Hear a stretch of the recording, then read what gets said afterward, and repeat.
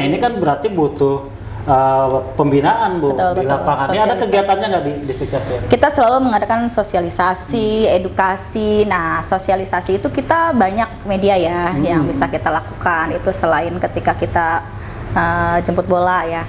Nih sosialisasi melalui flyer-flyer atau media massa, melalui YouTube banyak. Terus kemudian edukasi juga kita sama melalui YouTube, melalui flyer. Sekaligus ketika kita melakukan pelayanan keliling, itu kita juga melakukan edukasi ke masyarakat. Oh, ada pelayanan keliling pelayanan juga? Keliling. Jadi turun, ya? Kita pelayanan keliling tidak hanya untuk mengejar target, tetapi kita juga melakukan sosialisasi dan edukasi ke masyarakat.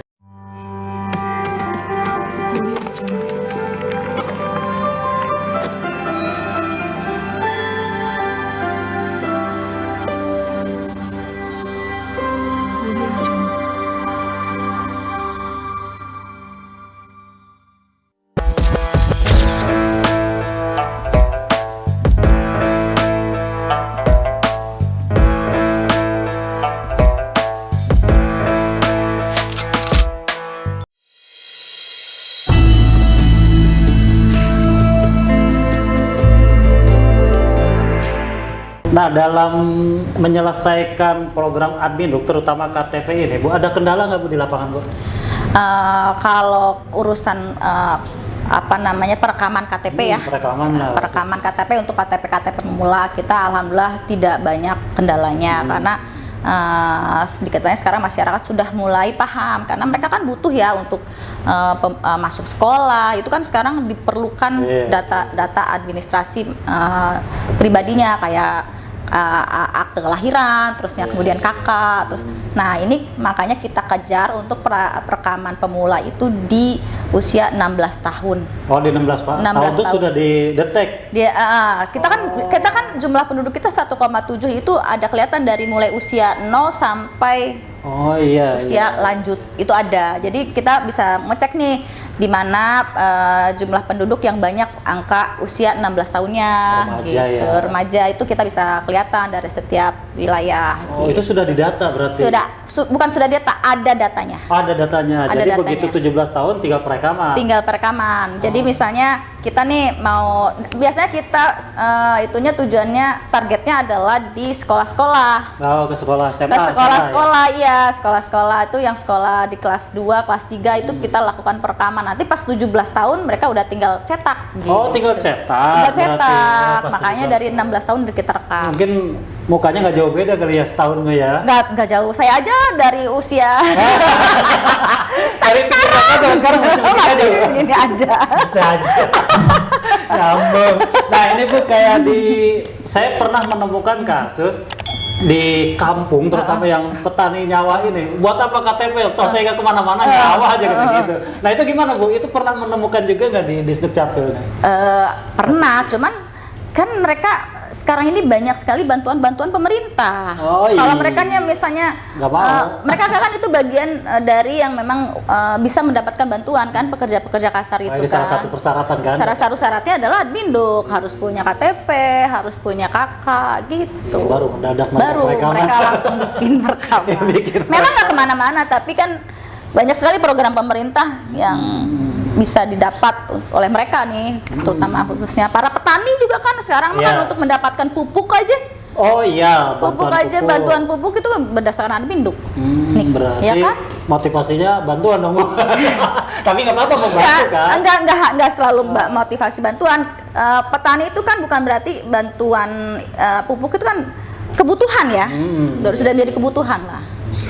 Ya kan itu, kedua memang penting kan namanya administrasi kependudukan. Selain kebutuhan juga memang bantuan. Kasih itu juga ya.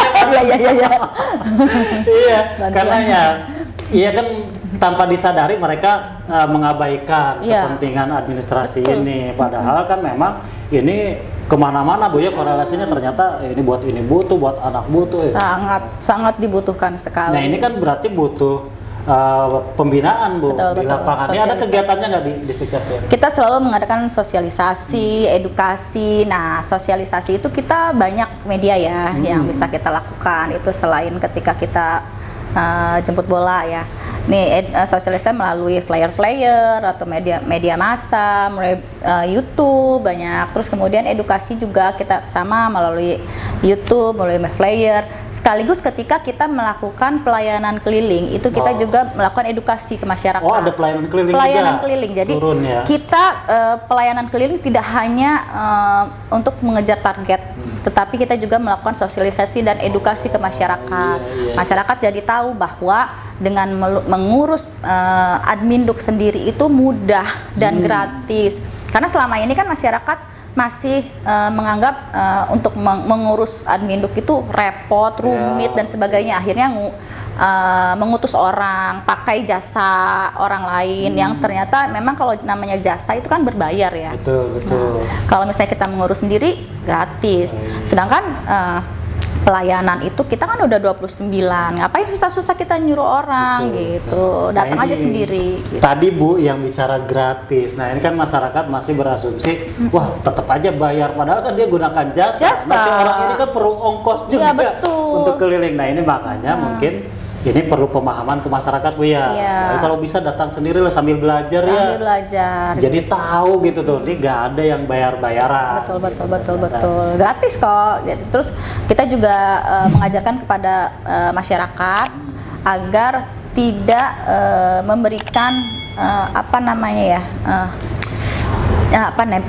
kalau misalnya memberikan tanda terima kasih lah gitu.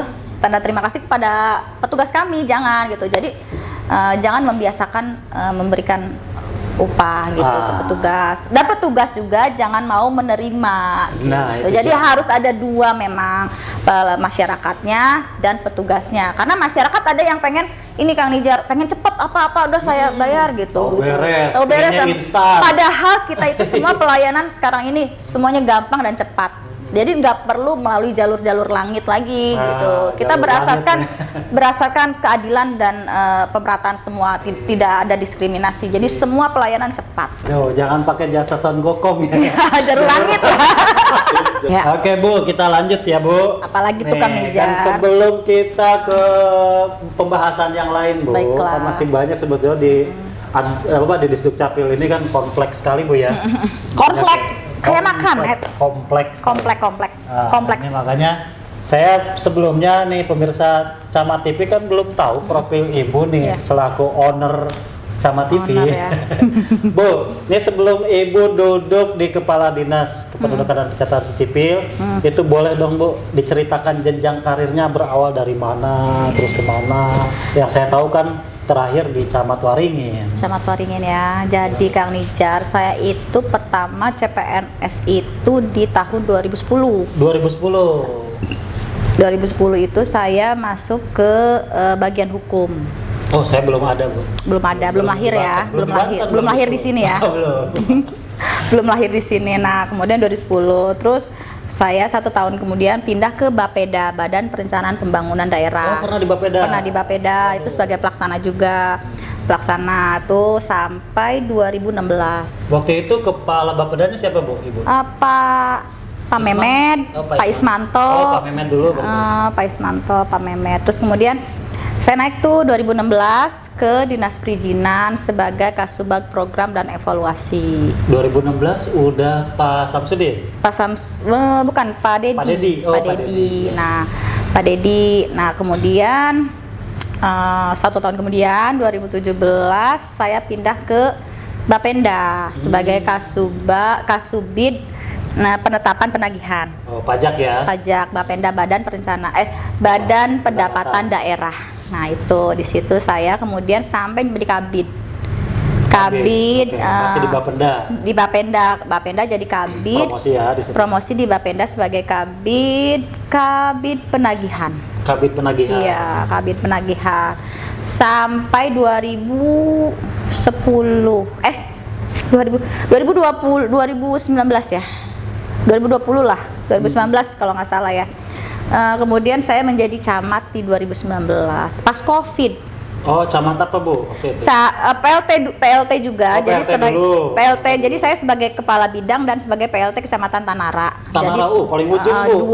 dua Ya? jabatan waktu itu sebagai PLT dan kepala bidang. Terus kemudian saya definitif menjadi camat Waringin Kurung. Di Waringin. Jadi tahun berapa Bu? Waringin? Sampai 2023 ya. 24 kemarin. Dari 2021. Dari 2021 ya. 2 tahun, 3 ya. tahun kurang lebih 3 tahun, 2,5 tahun lah gitu. Sekarang menjadi Kepala Dinas Kependudukan dan Catatan Sipil. Berapa lama nih Bu? Berarti ini udah berapa lama Bu? Saya pelantikan kemarin bulan April ya kalau nggak salah ya. Oh iya baru 3 bulan. Dari Maret ya? April ya, iya. Baru 3 bulanan Bu ya? 3 bulan lah baru lah anak baru meletek. Jadi jangan pertanyaan jangan terlalu susah. Terus gimana Bu selama 3 bulan di Dinas Pendudukan? Jadi Kepala Dinas Pendudukan menarik sekali ya Kang Rijal, karena di sini kami bekerja melakukan pelayanan. Karena saya sebenarnya dari awal bekerja udah dinasnya itu memang dinas pelayanan kebanyakan ya, perizinan, pelayanan ya kan. Bapenda pelayanan, akhirnya saya juga pelayanan sebagai mengurusi masalah pelayanan publik. Jadi memang sedikit banyak sudah terbiasa melakukan pelayanan terhadap masyarakat gitu. Jadi alhamdulillah sih sedang saya nikmati lah. Banyak beberapa yang memang saya pelajari juga sih, karena baru juga kan masalah administrasi kependudukan kan gitu. Proses belajar Bu ya? Masih dalam proses belajar. Iya, karena memang ternyata banyak sekali yang bisa dikerjakan di Dukcapil ini. Banyak, karena ternyata Dinas Kependudukan Catatan Sipil itu adalah dinas penting loh gitu. Dinas vertikal Bu ya? Vertikal. Karena harus pusat langsung ya? Pusat, kita kan dengan pusat ya semuanya gitu. Kita kan sistem aja harus terpusat, siap gitu kan datanya. Iya. Gitu. Nah Ibu ngomong-ngomong Bu di keluarga, Ibu berapa anaknya Bu? Anak saya ada 3 Kang Rijal. Yang paling besar? Yang paling besar itu sudah kuliah. Alhamdulillah di kedokteran. Iya sudah ada yang di Bandung Kang Rijal, di Unisba. Di Unisba Bandung. Iya, Unisba. Terus yang kedua laki-laki, yang tadi calon dokter perempuan ya. Calon dokter yang perempuan. Insya Allah. Amin ya Allah. Nah, yang kedua itu laki-laki kelas 2 SMA, sekarang naik kelas 3. Oh, masuk kelas 3 di mana Bu tuh Bu? Di SMA 1 Serang. Oh, Seman 1 sini. Semansa, iya. Favorit tuh Bu? Iya. Iya, alhamdulillah bisa masuk gitu. Iya, alhamdulillah. Jalur prestasi sih. Oh, jalur prestasi. Iya. Emang prestasinya apa Bu? Prestasinya banyak. Saya kelas 1. Iya. Alhamdulillah anak saya itu memang bisa mengikuti semua pelajaran di kelasnya. Terus kemudian yang bungsu itu naik kelas 5. Kelas 5 di mana Bu? Kelas 5 di Al-Azhar. Al-Azhar. Oh, naik kelas 5 ya, masih SD iya, berarti ya, tingkat betul. SD. Nah, ini Bu mengatur waktu di kesibukan Ibu bagaimana dengan keluarga nih Bu? Ya, mengatur kita karena saya sebagai ibu rumah tangga juga ya, selain sebagai pekerja. Jadi saya selalu melakukan penjadwal setiap hari Kang Nijar. Jadi kalau misalnya ada agenda itu udah saya susun tuh dari pagi. Jadi misalnya pagi ini saya ngapain sampai malam tuh saya sudah melakukan penyusunan jadwal. Oh, sudah terjadwal gitu. Nah, itu supaya bisa membagi waktu antara saya dan keluarga. Terus kemudian Sabtu Minggu juga saya khususkan untuk bersama keluarga saya gitu. Jadi memang me time-nya saya itu bersama keluarga, memasak kayak gitu. Oh, nggak kemana-mana ya? Nggak kemana-mana, me time saya itu. Alhamdulillah Bu. Iya. Jadi emang hobi saya itu hobi yang nggak perlu jauh-jauh gitu. Hobinya masak di rumah. Bicara hobi selain masak, apa Bu yang saya tahu Ibu pernah nyanyi band. Oh iya, itu pernah lah, senang-senang ya sama teman-teman saya yang lain kan di Pemda juga. Jadi maksudnya kita ngeband bareng, nyanyi-nyanyi bareng-bareng dalam rangka untuk menghilangkan stres aja sih. Nyanyi Bu? Ya sedikit lah. Siapa ininya? Ini suaranya, lihat aja tuh udah kayak. Artis favoritnya siapa penyanyi? Artis siapa ya? Nggak tahu. Oh. Saya mah random aja deh. Kalau lihat dari dari apa? Dari aura Ibu kayaknya rock ini, rockstar. Rockstar, berarti Niki. Saya bisa apa aja deh. Bisa apa aja? Rock. Dangdut. Wah, dangdut. Pop enggak juga sih. Tapi senang Saya mah nyanyi ya? seneng nyanyi-nyanyi aja, nyanyi-nyanyi di kamar mandi sama di rumah. Oh iya. Nanti ya itu kan hobinya olahraga juga kan Bu? Olahraga, saya juga suka olahraga. Sekarang ini yang saya sedang lakukan adalah nge-gym ya, fitness. Iya kan harus diimbangin dengan Iya aktivitas betul, olahraga. aktivitas olahraga saya setiap minggu pasti gitu, seminggu 3 kali pulang kantor. Pulang kantor saya biasanya ke nge-gym dulu gitu. Iya, menjaga berarti pola makan juga dijaga. Bu. Pola makan karena sekarang memang agak-agak lagi kurang bagus nih ya pola makan saya, jadi memang ada kenaikan berat badan, makanya lagi gencar-gencarnya melakukan olahraga nge-gym itu. Naik berat badan juga. Iya betul. Kayak bete deh. Enggak kelihatan kurus. Ya. Bu, oke kita kembali ke tema Bu ya. Tadi pemirsa kan sudah tahu ya profilnya Ibu Warneri ini saya biasa akrabnya disebut Ibu Neri. Kalau orang lebih taunya Neri.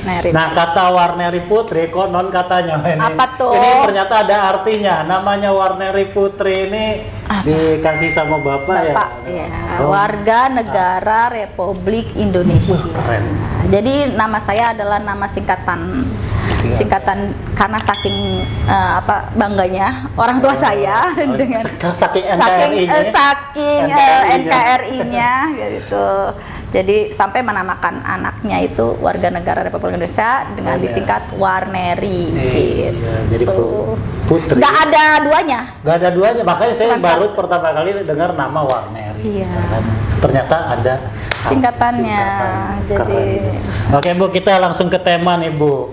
Tadi kan sudah Ibu banyak menjelaskan beberapa soal administrasi kependudukan. Nah ini kan sekarang lagi gencar-gencarnya mengejar IKD.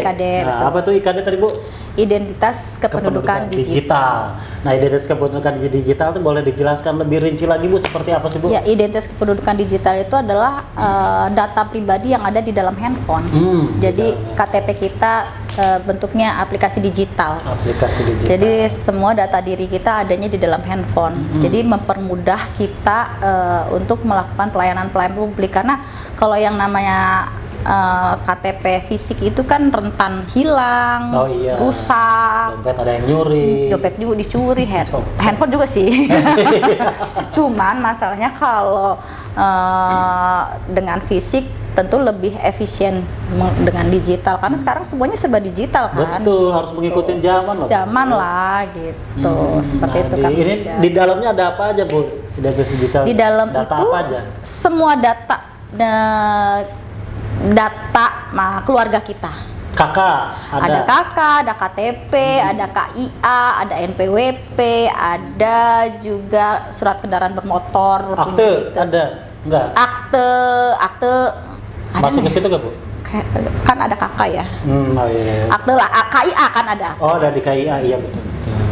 Oke Bu, susah nggak untuk mendownload aplikasi IKD? Gampang banget. Cuman memang perlu dibantu oleh petugas. Oh, harus ada petugas. Harus dibantu petugas. Berarti harus datang ke kantor. Harus datang ke kantor UPT atau kantor Dinas Pendudukan Catatan Sipil. Terus kemudian kitanya tuh harus download dulu sebelumnya melalui aplikasi kan, App Store atau Play Store ya, Play Store. Iya. Di situ kita cari aja namanya Identitas Kependudukan Digital. Oh, di searching-nya ada ya.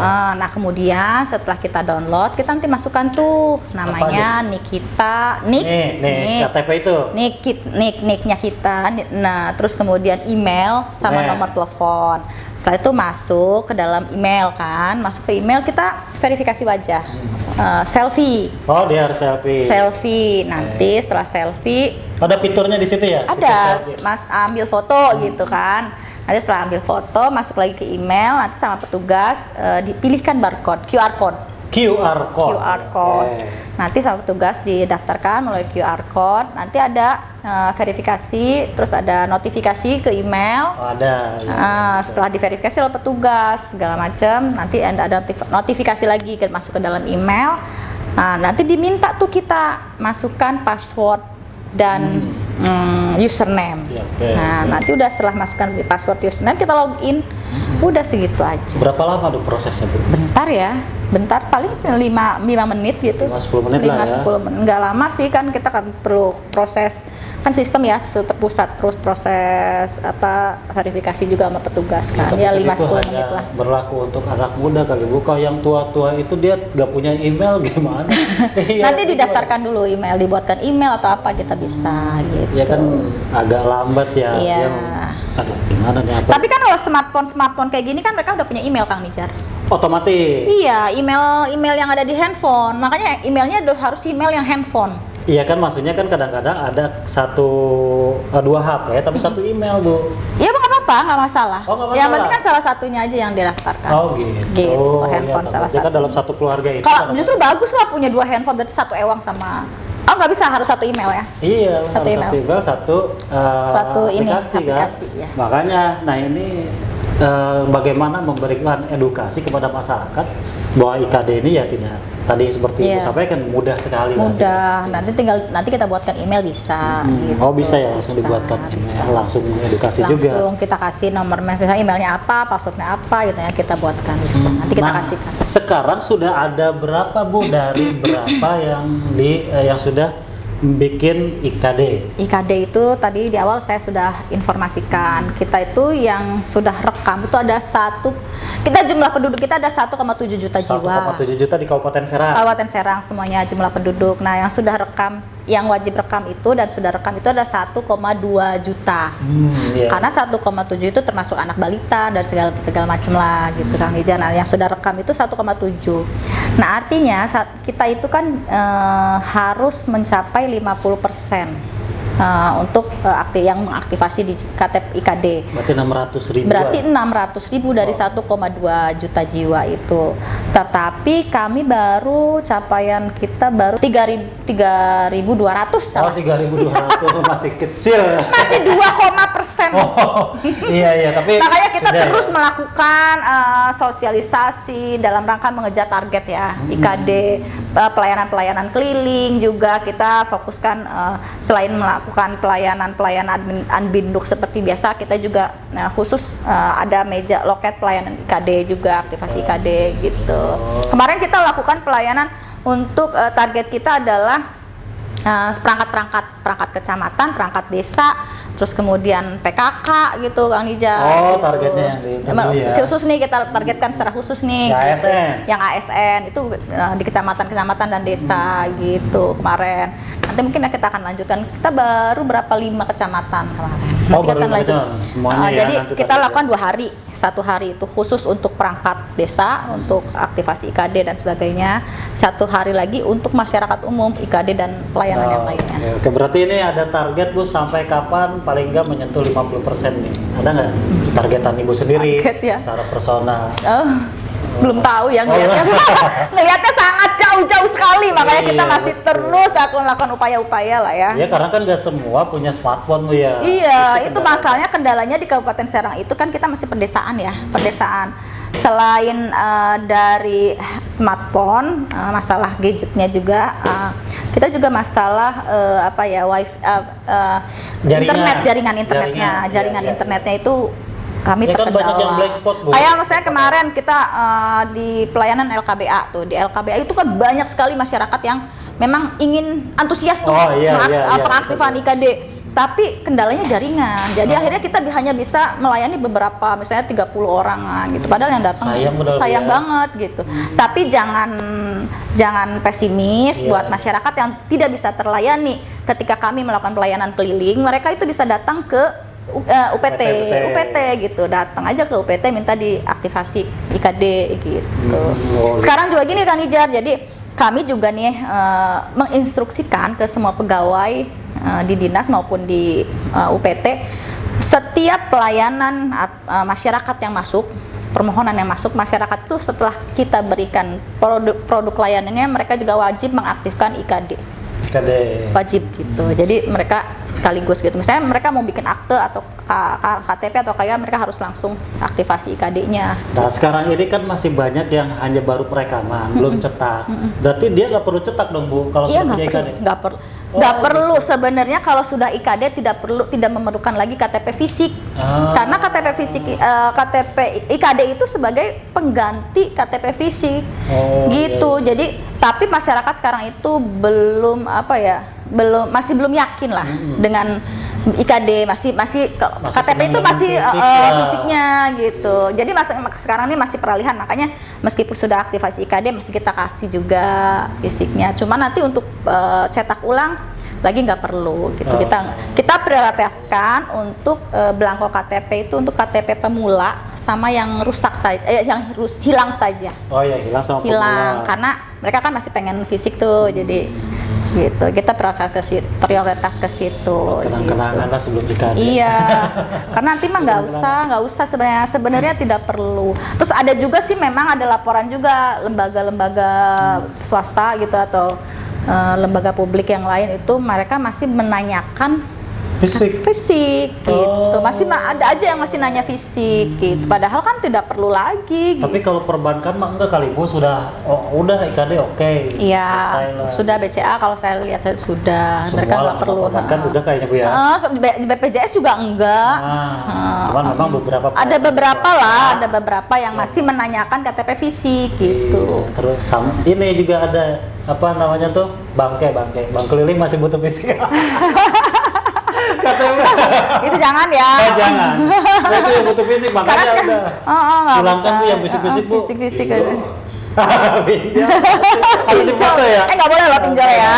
Nah ini nih ya KTP, kalau KTP fisik itu kan rawan penyalahgunaan ya. Nah ini boleh. Itu penyalahgunaan oleh orang-orang yang tidak berkepentingan gitu kan, bisa untuk pinjol apa segala macam kan. Iya, disalahgunakan. Nah kalau dengan IKD itu kan kita sendiri hanya di handphone kita dan hanya kita yang bisa mengakses kan. Yang lain nggak bisa. Karena kita yang punya passwordnya gitu segala macam, nggak bisa. Jadi itu untuk meminimalisir penyalahgunaan oleh orang lain. Oh berarti tingkat keamanannya juga tinggi banget. Safety ya menggunakan IKD ini. Jadi masyarakat Camatipin juga biar tahu, maksudnya tahunya kan mereka adalah fisik aja lah karena beberapa masih pakai fisik ternyata. Iya.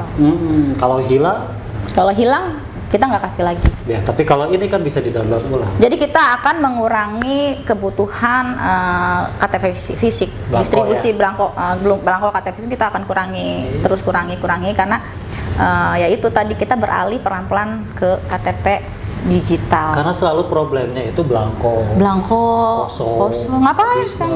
Enggak, kita sekarang udah tidak ada alasan perlu. Ya. Jadi masyarakat udah nggak usah minta KTP fisik. Kalau misalnya rekaman, downloadin aja, minta download dong IKD-nya, udah langsung pulang, nggak perlu bawa.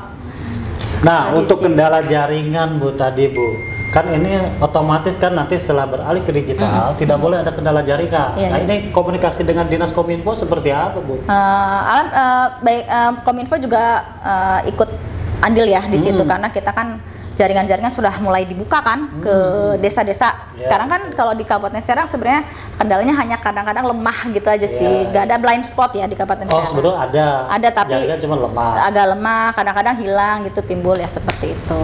Tapi kan kalau untuk pelayanan sudah masuk ke pelosok-pelosok sih. Pelosok-pelosok ya. Berarti sampai akhir tahun ini Ibu menargetkan berapa nih Bu IKD? Mudah-mudahan kita bisa mencapai 20 ya. 20% ya. 20% ya. Makanya kita langsung selalu lakukan pelayanan-pelayanan ya. Terus kita juga gencarkan di setiap UPT, yaitu tadi semua permohonan pelayanan yang masuk selain produk pelayanan yang mereka minta juga wajib mengaktifasi IKD. Ibu udah IKD kan Bu? Sudah dong. Oh, saya belum. Saya belum. Gitu. Coba saya ingin lihat Bu. Mana ya? Tuh, sudah. Ya. Ya tinggal datang ke Dinas Kependudukan dan Pencatatan Sipil atau ke UPT. Boleh, itu bisa langsung dibantu sama petugasnya ya untuk mendaftar. Iya betul. Nah, itu digital. Nah kalau untuk download bisa sendirilah, bisa di App Store atau Play Store. Oke Bu, itulah bincang-bincang kita. Terima kasih Bu. waktunya ya memang harus ada waktunya. Iya dong. Ini kan buat sosialisasi. Oke pemirsa, menarik sekali tadi perbincangan saya dengan Ibu Kadis Dukcapil soal admin Duk, terutama IKD yang lagi gencar nih dikejar supaya dapat tadi targetnya 20% minimal akhir tahun ini dari 1.200.000 yang sudah perekaman. 1.200.000. Oh ya, 1,2 juta yang sudah perekaman. Mudah-mudahan tercapai, Bu. Amin. Nah, ini mudah-mudahan sih Ibu juga diberikan kelancaran ya amin. di dinas ini ya. Amin. Bu, ini sebelum kita menutup ke obrolan kita, ada baiknya Ibu memberikan pesan dan arahan kepada masyarakat Kabupaten Serang. Pesan-pesan saya untuk masyarakat Kabupaten Serang, mari kita lakukan update data kependudukan kita. Terus kemudian mari kita aktivasi identitas kependudukan digital, karena saat ini kita tidak memerlukan KTP fisik. Bagaimana caranya? Silakan datangi UPT terdekat di domisili atau di kecamatan Anda. Jangan lupa aktivasi IKD-nya. Oke pemirsa Camat TV, berhubung kita sudah jam makan siang, saya undur diri sejenak bersama kerabat kerja, dan terima kasih atas waktunya kepada Ibu Kadis. Semoga selalu diberikan kesehatan dengan keluarga Bu ya. Oke, kita ketemu lagi dalam konten-konten yang lebih baik tentunya hanya di Camat TV. Jangan lupa subscribe, like, share, and comment. Oke pemirsa, selamat ketemu lagi. Assalamualaikum warahmatullahi wabarakatuh. Waalaikumsalam warahmatullahi wabarakatuh.